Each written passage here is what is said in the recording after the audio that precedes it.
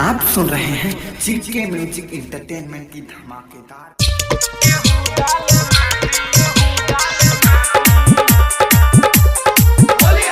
DJ Kanchan Raj केहू डाले रंग केहू डाले माटी, केहू डाले माटी हो केहू डाले माटी, केहू डाले रंग केहू डाले माटी, केहू डाले माटी हो केहू डाले माटी। पहाड़ा में जाके बसल बड़ा नाती, बसल बड़ा नाती, बसल बड़ा नाती।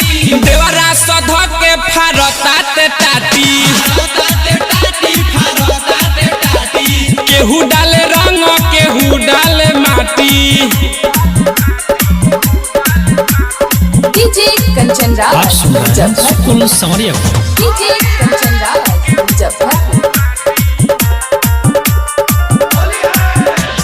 होली में रह गईनी हमहू हर के, तनिको ना बुझल अपन घर के,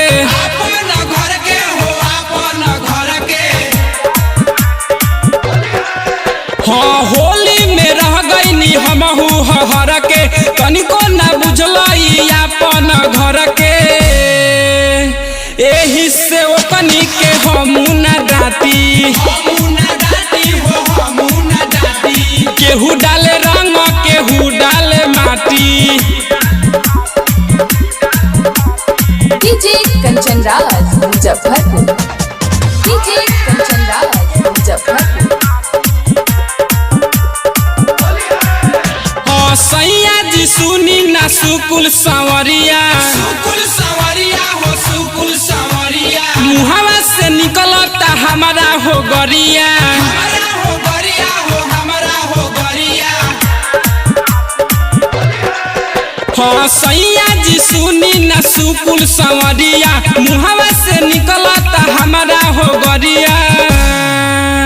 राइटर होरी के सीना से साटी, सीना से साटी हो सीना से साटी। केहू डाले रंग केहू डाले माटी। पहाड़ा में जाके बसल बड़ा नाती, बसल बड़ा नाती, बसल बड़ा नाती। देवरा सध के फारताते टाटी, फारताते टाटी, फारताते टाटी। केहू